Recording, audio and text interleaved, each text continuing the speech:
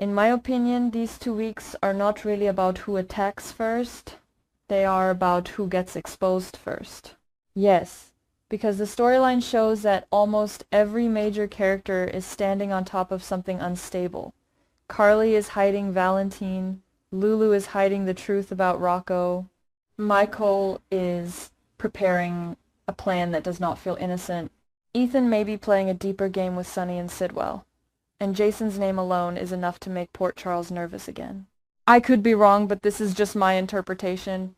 The most dangerous thing coming from April 27 to May 8 is not revenge. It is the moment when one secret breaks open and pulls every other secret down with it. I think the 4 biggest pressure points are clear right away. Jason's return to the center of concern, Michael's new plan against Willow and Drew's orbit, the Rocco, Britt, Cassius secret, and Carly's very risky connection to Valentine. I could be wrong, but this is just my interpretation.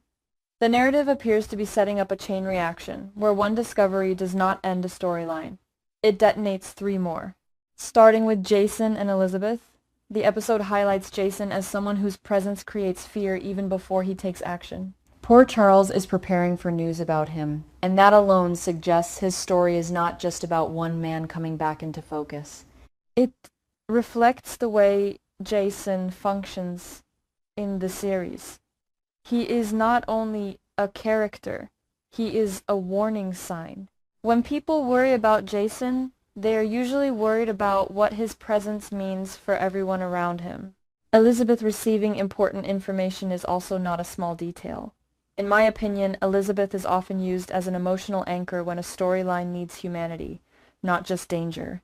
The narrative focuses on her reaction because she can read the emotional cost behind the chaos. This development suggests that Jason's situation may not be simple. It could involve loyalty, guilt, medical concern, or a moral decision that pulls Elizabeth into a difficult position. I feel that Jason's arc is being framed less as an action story and more as a tension story. The storyline shows that other people are nervous around him, and that matters. It indicates that Jason's next movement could influence multiple families, not only his own circle. This may lead to Elizabeth becoming a bridge between the emotional side of the story and the dangerous side of Port Charles. Then we move to Ethan, Sonny, and Sidwell, and this is where I think the show becomes much more strategic. Ethan offering to help Sonny handle. Sidwell sounds simple on the surface, but the character is portrayed as someone who may not be only a hired hand. That is the important part. The episode highlights Ethan's usefulness, but it also leaves space for doubt. In my opinion, Ethan's offer is dangerous because Sonny does not just need muscle. Sonny needs trust.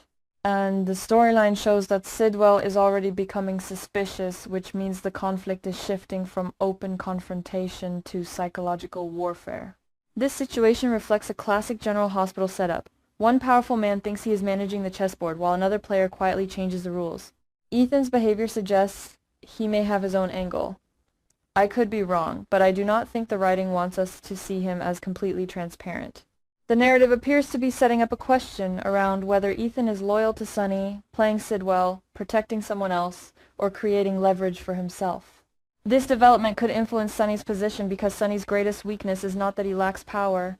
It is that the wrong person can get close enough to use his power against him. Sidwell's suspicion also matters. The character is portrayed as alert, calculating, and unwilling to be cornered. If he senses Ethan is not what he appears to be, the conflict may turn sharper. This may lead to Sonny being forced to decide whether Ethan is an asset or a liability. And in my opinion, that is where the drama becomes interesting. Not in the fight itself, but in the uncertainty before the fight begins. Curtis, Jordan, and the hit-and-run investigation bring a different kind of tension. The storyline shows that Curtis is now focusing on a new suspect in the accident case. That suggests the investigation is not settling down. It is widening. And whenever Curtis starts looking closely at someone, the emotional impact usually spreads beyond the facts. Jordan confiding in Justine about her condition gives this arc a more personal weight. The episode highlights Jordan not only as an investigator or a public figure, but as someone carrying pressure privately. This suggests that her condition is affecting more than her body. It may also influence how she processes danger, truth, and trust. In my opinion, the unexpected visitor who lifts Jordan's spirits by the end of the week is important because the writers seem to be balancing the investigation with emotional support. The narrative focuses on Jordan's vulnerability, but it does not make her weak. Instead, this situation reflects how isolation can become part of the conflict. Jordan may be physically or emotionally strained, yet still connected to the larger mystery. If Curtis's new suspect turns out to be Isaiah, the week of May 4 to May 8 could become much more complicated. This development could influence Dante's investigation as well, because Isaiah's house call for Rocco may connect two storylines that first looked separate. I think that is the real power of this section. The accident story may not only expose who left the scene, it may expose what Lulu has been hiding for her son. And that brings me to Britt, Rocco, Cassius, and Lulu. In my opinion, this is the most emotionally explosive storyline of the 2 weeks.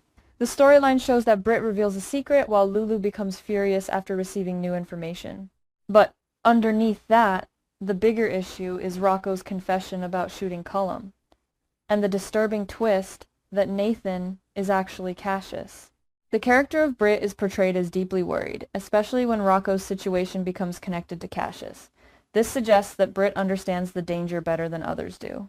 She may not simply be reacting to one confession. She may be seeing the larger trap forming around Rocco. This situation reflects the emotional horror of a parent or protector realizing that a child's secret is no longer contained.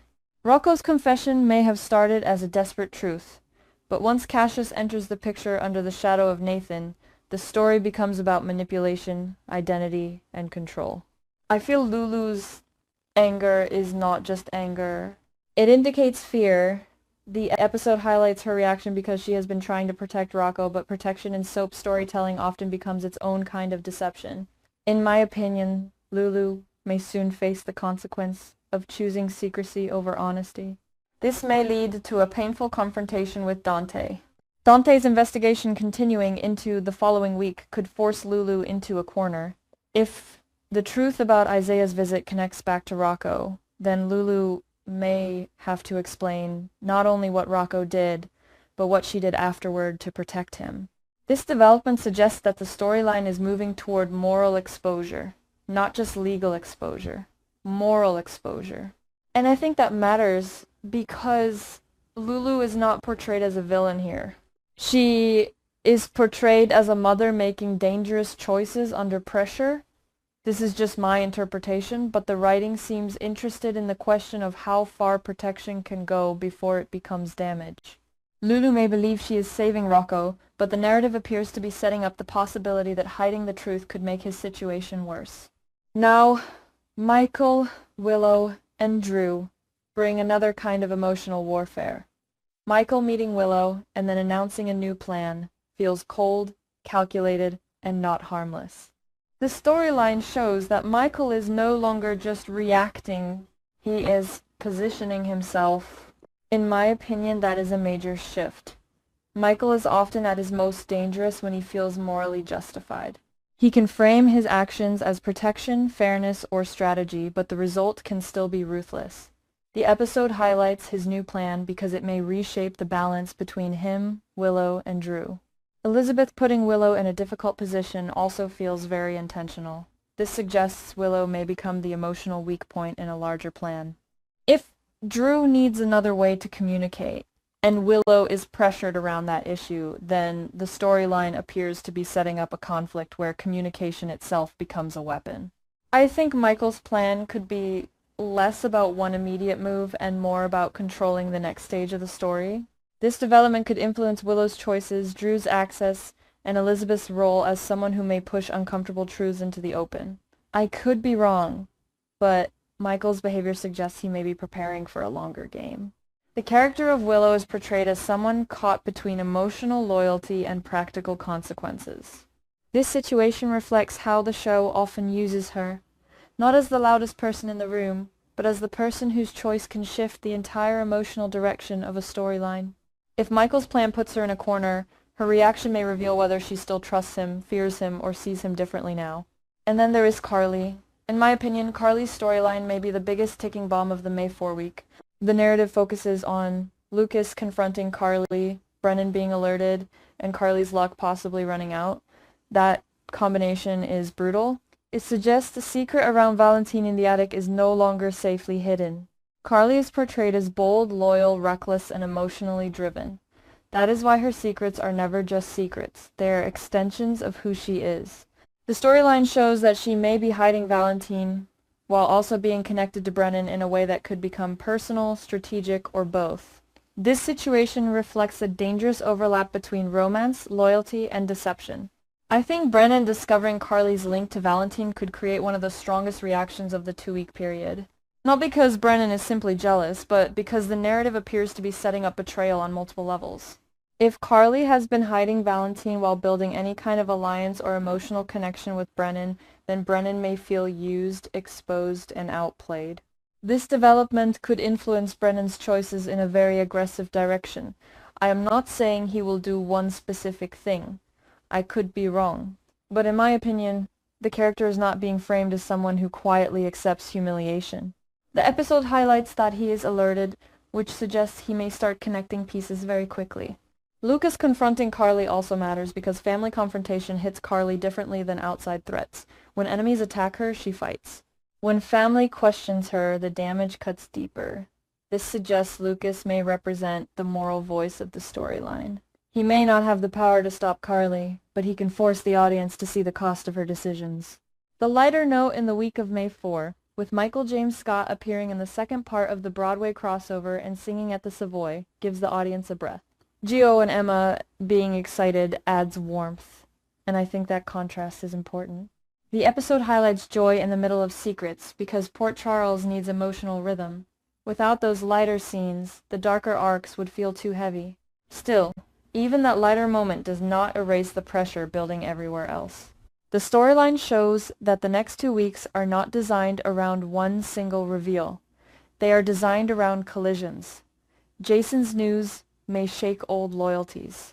Michael's plan may change the power dynamic with Willow and Drew. Rocco's secret may force Lulu into painful honesty. Carly's connection to Valentine may push Brennan into a dangerous response. In my opinion, the strongest theme here is control. Everyone thinks they are controlling something. Sonny thinks he can manage Sidwell. Ethan may think he can manage his own hidden agenda. Michael thinks he can manage Willow and Drew. Lulu thinks she can manage Rocco's secret. Carly thinks she can manage Valentine and Brennan at the same time. But the narrative suggests the opposite. Control is slipping. And that is why these 2 weeks feel so sharp to me. The danger is not only what each character has done. The danger is that each character may have waited too long to tell the truth.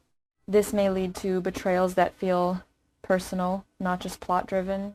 This is just my interpretation, but I think General Hospital is setting up a period where secrets stop being protective and start becoming destructive. And when Port Charles reaches that point, nobody gets to choose the perfect time for the truth. The truth chooses them,